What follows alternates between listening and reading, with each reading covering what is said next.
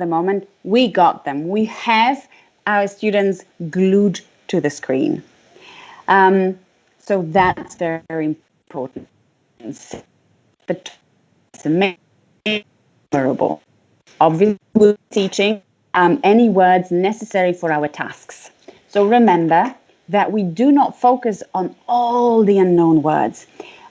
Classes sometimes are quite big. We'll have 20, maybe sometimes 30 students. It's impossible to teach every single word that they might not, or carefully that might stop students from completing the task, and focus on pre-teaching these so that we make the tasks more manageable. We would set an easy reading or listening task before, and that's usually GIST. Make when task very, very clear. When in the face-to-face setting, we have our students in front of us, we can read their body language, we feel the energy in the room. In the online setting, we don't have that luxury. So we have to make sure that students are with us every step of the way. We have to make sure that we set these tasks in a very, very, very to check.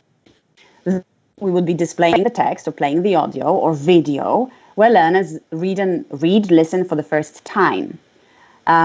We're in the online setting, if you share your screen and you want them to focus on a particular bit of the text, you can do it. Then obviously it's extremely important that the learners check their answers first. They need to grow in confidence for feedback with us.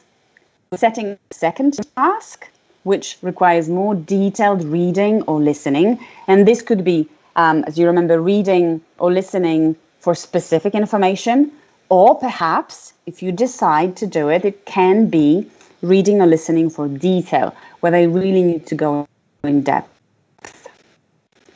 You need to make sure it gives a little bit of time to look at the questions before they read or listen again. Okay? This is very important, that time for preparation, so that they know what they're looking for in the text. We play the recording again, or we ask them to read again. They monitor. And now we monitor in the online setting. Well, we know that in class we could be very close to our students if need be. However, sometimes we would be stepping back and monitoring them in an unobtrusive way. In the online setting, you're always there. But there's nothing stopping you from switching video. Students are distracted appearance. For example, they're working in separate rooms, because the video conferencing platforms now allow you to group students into different rooms. You can swap between the rooms to see what you're doing. So we're still monitoring. Then if we notice any difficulties, the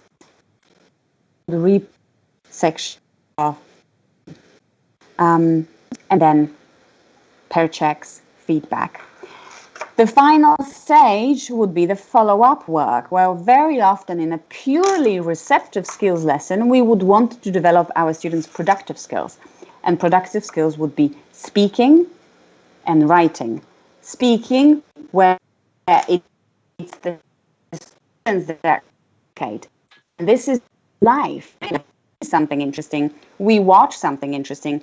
We hear an interesting piece of news and we want to share with others. We're all herd creatures. We want to talk to others. This is what we do in class as well.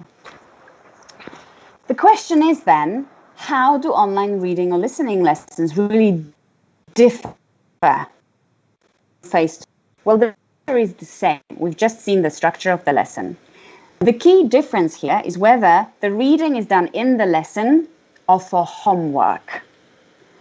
Because nowadays, we might be emailing materials to our students and telling them, can you read it for tomorrow's lesson? Whether it's done in a lesson at home, this will depend on your learner's age, the text type, and task. Now, many of you are probably involved in the primary sector, primary school sector, so younger learners, and they are more likely to read text in the lesson. Simply because adult or learners are capable of reading independently. Again, this depends on the text type and your tasks. And that's what I mentioned, that detailed reading is recommended for homework. This is where your students need more time. And as we know, if you've got experience teaching online, we know that things take a lot. The detail, some of you might be preparing students for exams, and you know that, for example, an IELTS reading exam, there are 3 lengthy academic texts. There's no time for them to read it in a lesson. So what we tell them to do is read it at home, and when for next lesson we their understanding, follow-up work, or exam attack skills. However, in sort of real time, it's really, really good to practice scanning skills, because you're in control of students. If you're sharing your screen and you are pointing them to a certain paragraph, this is where you're helping them. So this is recommended for classwork, online work, real-time work, if you like. Audio files,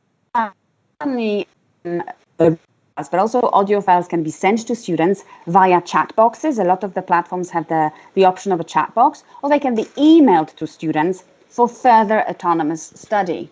We want our students to be doing the work outside the classroom as well, and we're giving them the tools. Provide tape scripts for extra.